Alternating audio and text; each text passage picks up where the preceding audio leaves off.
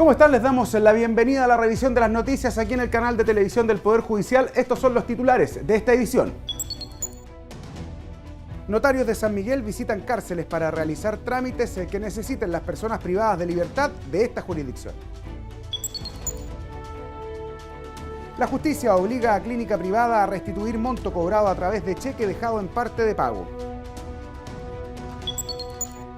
La Corte Suprema obliga a supermercados a responder por autos robados de sus estacionamientos al considerar que existe un contrato de depósito. El Centro Penitenciario Femenino de San Miguel es uno de los establecimientos beneficiados con un sistema de turnos éticos a cargo de los notarios de la comuna. Este servicio gratuito ha posibilitado que las personas privadas de libertad realicen trámites, como por ejemplo la obtención de poderes simples. La iniciativa fue propuesta por la Seremi de Justicia y aprobado por el Pleno de la Corte de Apelaciones de San Miguel. Durante todo el mes de junio, el notario Gonzalo Arambilet asistió los martes y jueves al Centro Penitenciario Femenino de San Miguel. Su misión, prestar servicio gratuito a las internas que necesitan obtener autorizaciones y legalizar documentos ante notario. La mayoría, un 70-80%, son autorizaciones que ellas entregan para que los menores de edad, su hijo, concurran a los días de visita a visitarlas. También para que en algunos casos hay menores que su padre también se encuentra recluido y ellas autorizan también para que el menor vaya a ver a su padre a un centro de detención. Esta iniciativa surgió como una inquietud de la Mesa de Género del sector Justicia Regional que preside la Seremi Metropolitana. Se realizó un requerimiento a través de una reunión con la presidenta de la Corte de Apelaciones de San Miguel y se expuso la idea de contar con un notario en centros penitenciarios femeninos. Levantamos el dato bien sensible, que hay muchas mujeres que no pueden acceder, no pueden recibir a sus hijos o autorizar a sus hijos para que ingresen a ver a sus padres, que pueden estar privados de libertad también, o que puedan salir del país, o autorizarlos para cualquier trámite en donde se provoca un peso adicional al estar privada de libertad. Entonces, sí, yo lo estimé procedente, lo llevé al Tribunal Pleno y en el Pleno acordamos no solo dejarlo en el centro de detención femenino, sino que además ampliarlo a todos los centros penales.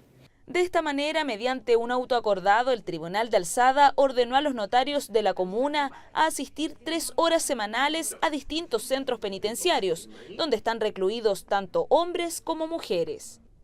Y esto nos pareció importante porque, primero, como un principio de igualdad, ¿cierto?, de no discriminación, y además porque entendemos que no solo las mujeres, sino que también los hombres privados de libertad tienen necesidades de efectuar trámites de esta naturaleza. Durante las visitas, Gendarmería proporciona todas las medidas de seguridad e infraestructura para llevar a cabo los turnos.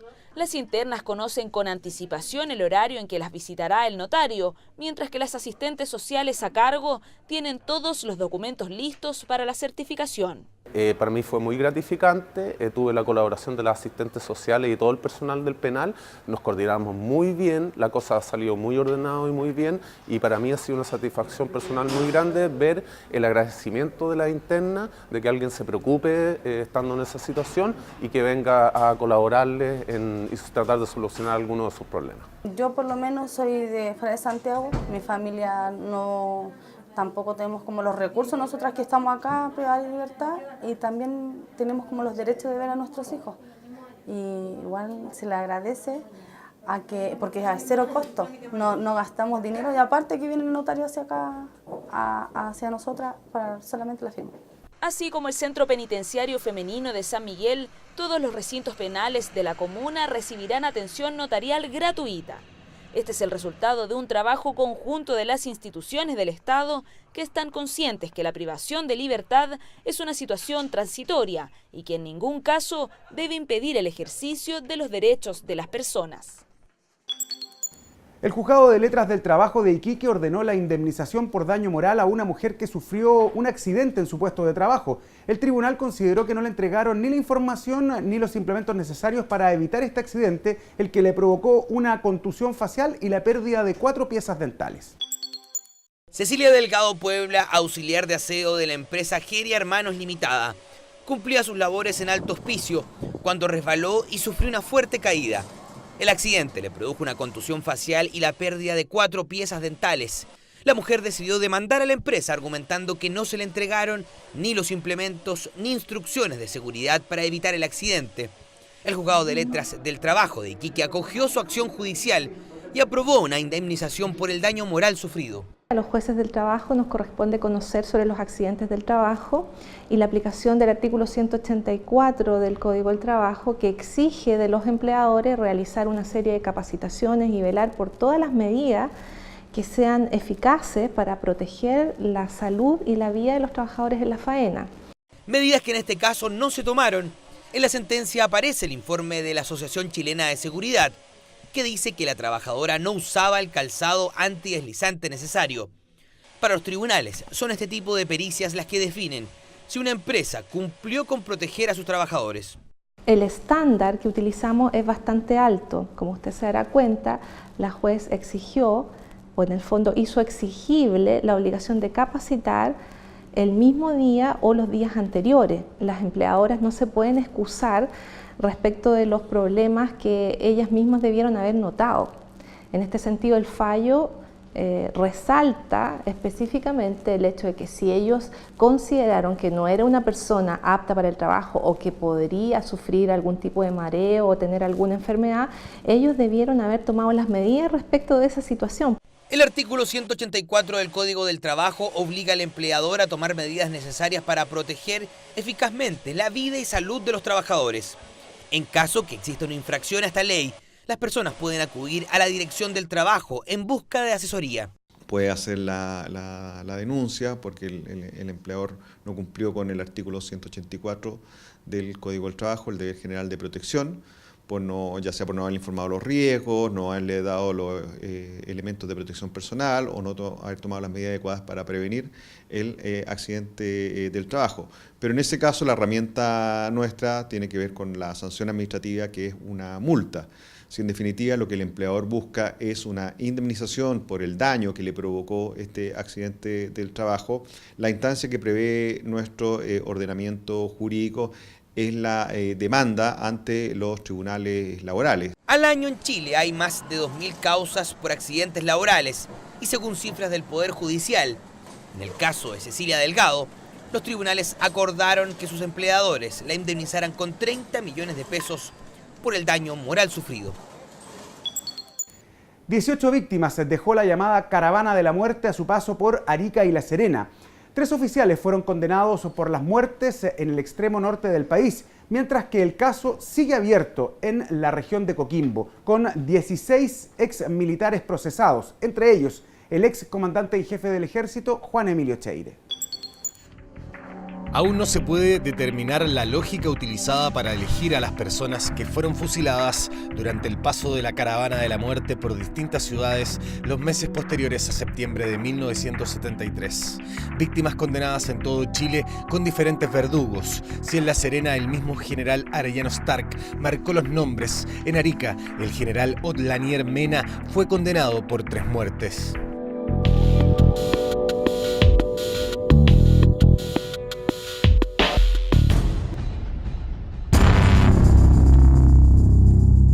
A las 11 de la mañana del 16 de octubre arribó el general Sergio Arellano Stark con su comitiva de 9 oficiales al regimiento Arica de La Serena. Al ser oficial delegado del general Augusto Pinochet, revisó la lista de los presos y los procesos judiciales a cargo de los tribunales militares. Marcó algunos nombres y se retiró. Después de esto, 15 personas fueron fusiladas. En un primer momento se van hacia el sur, y después posteriormente vuelven a Santiago y de ahí deciden ir hacia el norte, a hacer el mismo cometido que se había cumplido en el sur.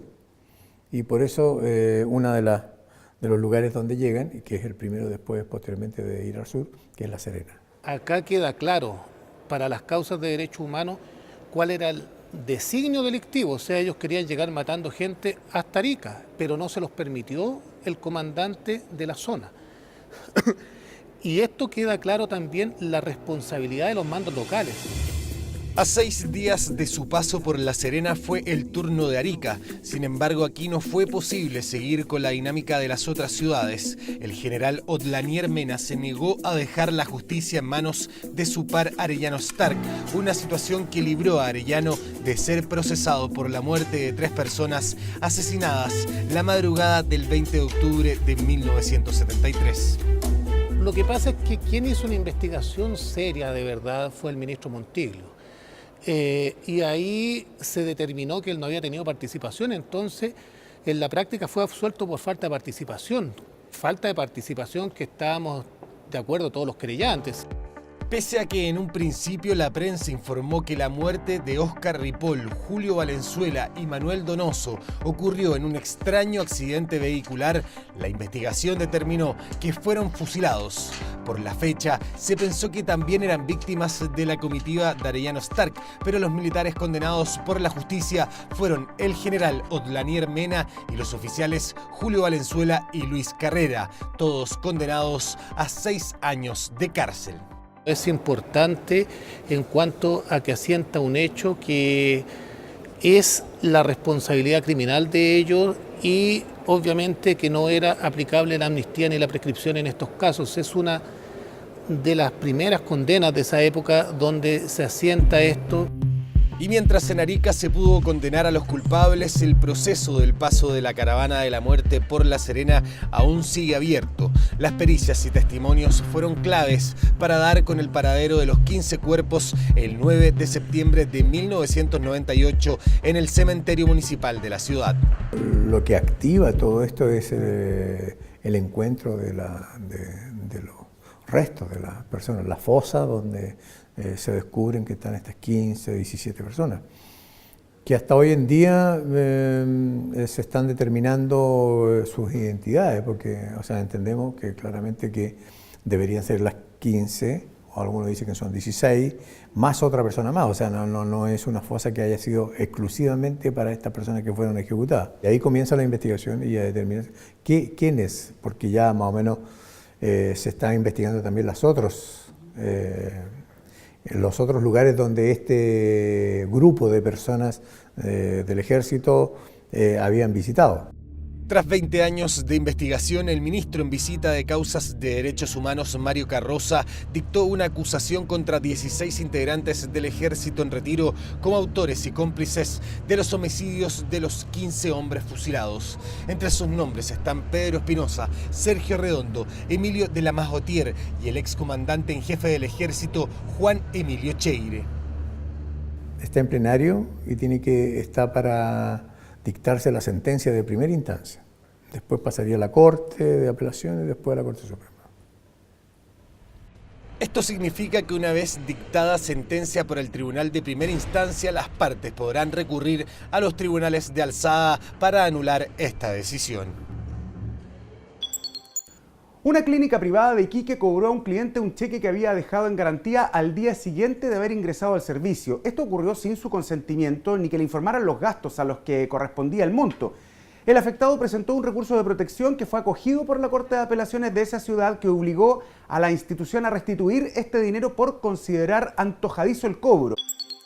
Carlos Gómez Contreras llegó a una clínica privada de Iquique para que atendieran a su esposa el 10 de mayo de 2017.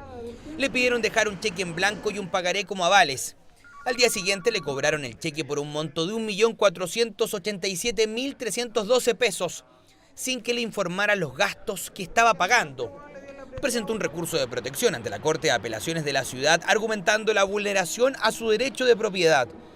La acción fue acogida por el Tribunal de Alzada, el que ordenó a la institución de salud restituir inmediatamente el monto. Lo que hace la Corte de Apelaciones, en este caso entiendo que es de Iquique, es abstraerse un poco de la teoría clásica y avanzar un poco en la moderna doctrina, en el sentido de decir que si bien es cierto existe el cheque como un medio de pago, no es menos cierto que aquello tiene que ser un correlato necesario respecto a una prestación que alguna institución, en este caso de salud, debía prestar a quien finalmente fue el cuentacorrentista que entregó el documento. En este tipo de casos, la justicia analiza que se cumplan los protocolos en lo referido a la atención de salud. El fallo argumenta que se hizo el cobro sin que se ejecutara el programa médico ni la respectiva cuenta que avalara el monto, Por lo tanto, el Tribunal de Alzada consideró que la suma fue fijada de manera antojadiza por parte de la clínica privada. El monto por el cual fue finalmente extendido el documento es antojadizo. Eso es una moderna doctrina, es una evolución doctrinal respecto a cómo debe uno entender los títulos de crédito y no desaparejarlo del fondo de la causa que con ella conlleva. No venía de la mano de aquello el contrato de prestación, el programa médico, efectivamente detallado como establece la normativa vigente. Norma que desde el 3 de noviembre de 2009 prohíbe a las instituciones de salud condicionar las atenciones médicas a través de un cheque o dinero en garantía. Desde el Ministerio de Salud explican que la ley 20.394 está diseñada para proteger la integridad de los pacientes y las consecuencias que puedan derivar de una atención de salud tardía. Hay un problema con la Clínica Iquique. Lo que está haciendo la Clínica Iquique no corresponde. Nosotros hemos estado interactuando con los distintos prestadores, las distintas clínicas en el país para que implementen bien la ley en cuanto a no condicionar la atención de salud de los pacientes. Está estrictamente prohibido solicitar un cheque en garantía o dinero en efectivo o cualquier tipo de documento ante un riesgo vital, ante un paciente que llega a una urgencia con riesgo vital. Eso no se puede hacer porque eso es condicionar la atención de urgencia y eso es peligroso para la atención. Si un paciente en definitiva no se atiende en urgencia porque le están condicionando la atención y por eso puede fallecer o quedar con un daño o una secuela grave. La ley establece que solo un médico puede determinar la gravedad de una persona y no un funcionario o administrativo de recepción. Por otra parte, exige que el cobro solo sea realizado una vez que se termina la prestación médica o cuando existe un monto establecido de cuánto va a costar esta atención. La empresa Walmart deberá pagar una indemnización de 5 millones de pesos al dueño de un camión robado en los estacionamientos de uno de sus supermercados. La Corte Suprema estimó que al dejar un vehículo en estos recintos se establece un contrato de depósito con la empresa que facilita el estacionamiento y que la obliga a responder por el automóvil. El 28 de septiembre de 2014, Jennifer Vargas llegó hasta el supermercado Líder donde estacionó el camión que conducía. Al volver se dio cuenta que había sido robado, situación por la que el propietario del vehículo presentó una demanda en el Tercer Tribunal Civil de Santiago, ya que la empresa no quiso hacerse responsable por el robo. La Corte Suprema ratificó el fallo de primera instancia, que fijó una indemnización de 5 millones al dueño del camión. En su resolución, la primera sala estableció que al estacionar su vehículo se generó un contrato de depósito con el supermercado, a través del cual la empresa estaba obligada a responder por el robo. Esta es una cuestión que va por una vía distinta, eso es lo primero que hay que tener claro. Acá hay una persona que accionó en un tribunal civil por incumplimiento de contrato de depósito. El contrato de depósito es un contrato que está en el Código Civil hace mucho tiempo, es un contrato que tiene 2.500 años, como yo te decía anteriormente, muy celebrado, a pesar de lo que la gente cree que no se celebra. Y en esa perspectiva entonces lo que hace el fallo de primera instancia es que da por establecida la existencia de un contrato que a juicio de este tribunal es un contrato de depósito. Así lo establece el artículo 2211 del Código Penal. En él se contempla el contrato de depósito como una acción donde se confía una cosa material a una persona o empresa que debe guardarla o restituirla. Por ello, que en caso de no cumplir con la obligación, la empresa debe indemnizar los perjuicios causados, algo que se adapta a la situación que ocurre cuando una persona deja su vehículo estacionado en un establecimiento como supermercado o mall. Y lo que dice la Corte Suprema es una cosa que es bien trascendente desde el punto de vista de los usuarios de estacionamiento. Y lo que dice es que, mire, da lo mismo si es el dueño del vehículo que se estaciona, la cónyuge del mismo, la hija o un tercero que haya facilitado el vehículo, porque esta situación es intrascendente al momento de demandar el cumplimiento del contrato de depósito. El estacionamiento gratuito transita hacia contrato de depósito, naturalmente. Eso es un contrato de depósito.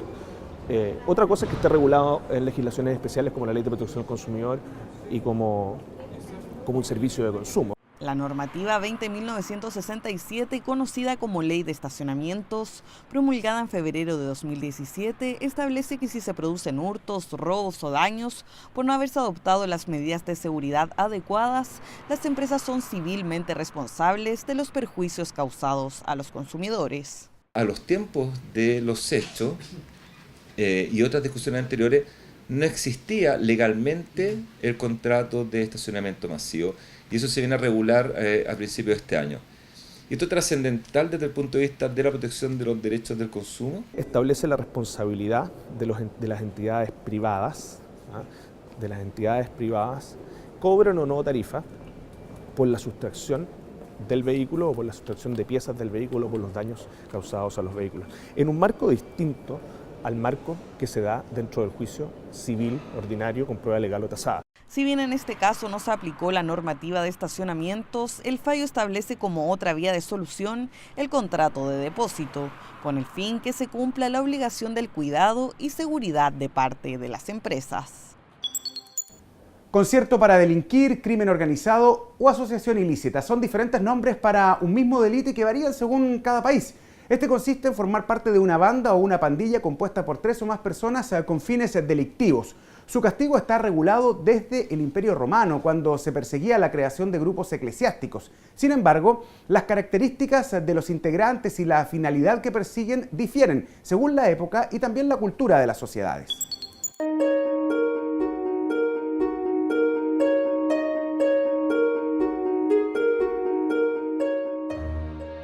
Ya sean bandoleros, mafias, sociedades secretas o pandillas, las agrupaciones criminales han destacado siempre por sus ingeniosos métodos para delinquir.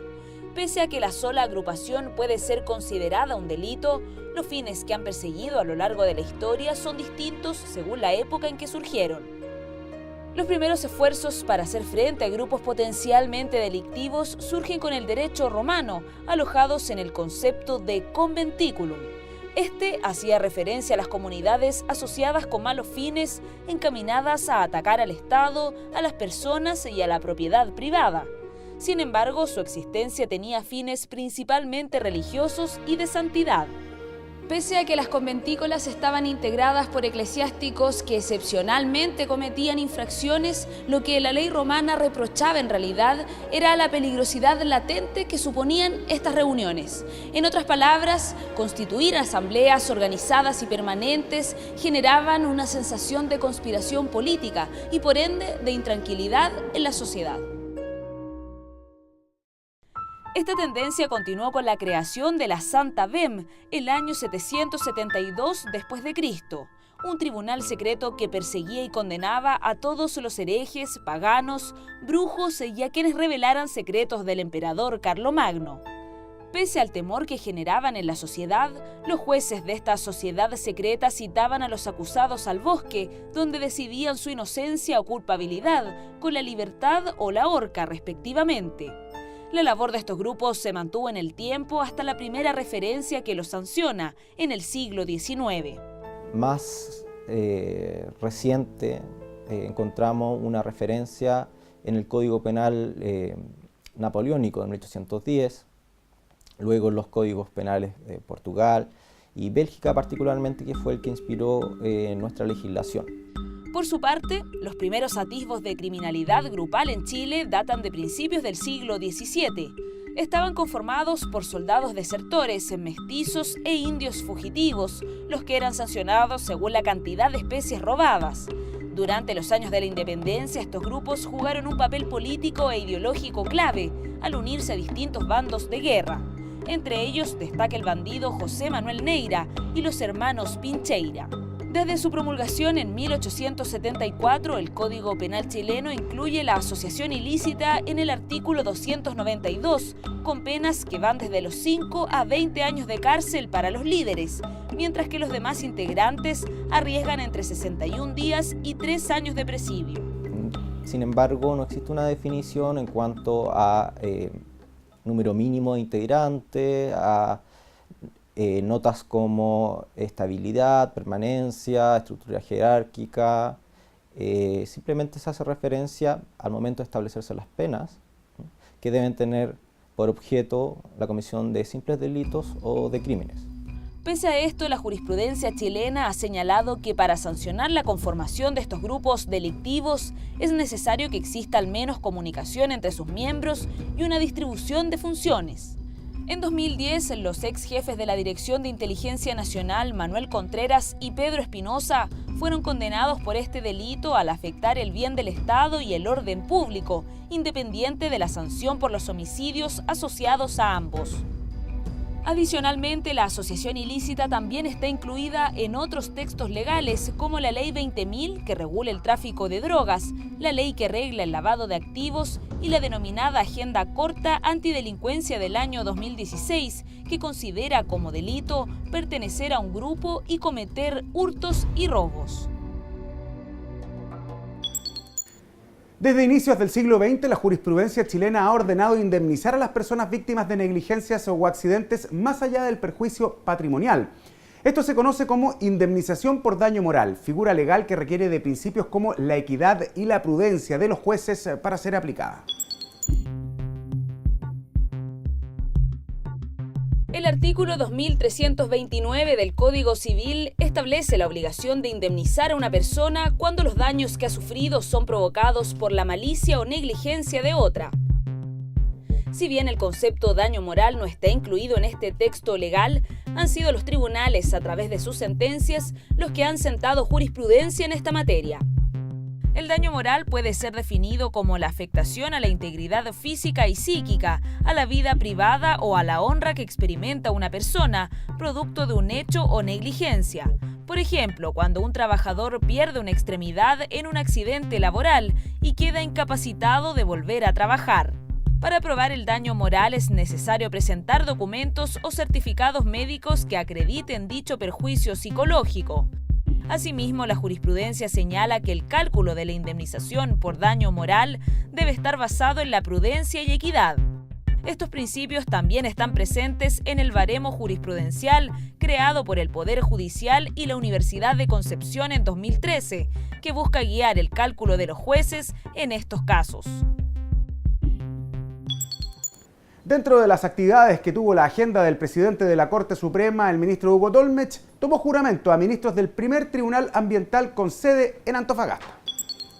La máxima autoridad judicial, ministro Hugo Dollmech, asistió a la ceremonia de conmemoración del Día del Suboficial Mayor de Gendarmería de Chile, institución que trabaja codo a codo con el Poder Judicial, ya que se encarga del orden, seguridad, la reinserción social y el resguardo de los tribunales de justicia. Constituye un honor venir a estar sobre todo esta celebración, porque el suboficial mayor es siempre la persona que soporta todos el peso desde arriba y desde abajo, el que está en el medio y el que hace todo y es el que llega a obtener una preparación óptima en la función. Además, el presidente Dollmech entregó reconocimientos a los suboficiales mayores, acto valorado por el director nacional de Gendarmería de Chile, Jaime Rojas. Hasta el Palacio de Tribunales llegó el alcalde de Rapa Nui, Petero Edmunds, para saludar al presidente Hugo Dollmech e invitarlo al próximo aniversario de la isla. El día 9 de septiembre se conmemorarán 130 años desde que el rey Atamu Tequena y Policarpo Toro firmaron el acuerdo que incorporó a Rapa Nui al territorio chileno. Entonces, dentro de ese contexto, nosotros estamos invitando a la municipalidad, está haciendo una invitación a varias personalidades del mundo a venir a un simposio tipo seminario sobre temas de derecho humano dentro del contexto maorí en Rapa Nui. En el Salón de Honor del Palacio de Tribunales, el presidente de la Corte Suprema, Hugo Dollmech, tomó juramento a 3 ministros titulares y 2 suplentes, los que formarán parte del primer Tribunal Ambiental con sede en Antofagasta. Este comenzará a funcionar tras 4 años de espera. Durante la ceremonia también el presidente Dollmech tomó juramento a quien fue nombrado como ministro titular del segundo Tribunal Ambiental de Santiago, Felipe Sabando. En febrero del 2017, el Poder Judicial creó 12 nuevos centros que tienen como objetivo supervisar las medidas de protección de niños derivados al Sename, razón por la que la jurisdicción de Coyhaique constituyó una mesa técnica interinstitucional. Esta tiene como objetivo incluir a la red Sename y a organismos públicos que intervienen en esta materia. Ese centro tiene, digamos, como único y fin último exclusivo el de prevenir situaciones si se quiere, de olvido, actualizar numéricamente y en forma estadística la real situación de dichos menores, conocer su integridad, cuántos son, cuáles son, qué medidas les afectan. Nosotros destacamos esta coordinación porque más allá de ser buena práctica, se requiere efectivamente un ejercicio que vaya en beneficio de los menores, pero que además signifique una protección efectiva. Y en ese sentido hemos señalado que mejor gestión acá también significa mejor protección. En la actividad, integrantes de la mesa técnica desarrollaron estrategias que entregan un mecanismo de trabajo en la etapa de cumplimiento de las medidas de protección, sobre todo para los 740 niños que actualmente están bajo este cuidado en la región. Hasta aquí la revisión de las noticias. Ponemos fin a esta edición. Como siempre, muchas gracias por seguirnos en las diferentes plataformas digitales del Poder Judicial y los invitamos a que lo sigan haciendo, especialmente a través del sitio web www.poderjudicialtv.cl. Que estén muy bien.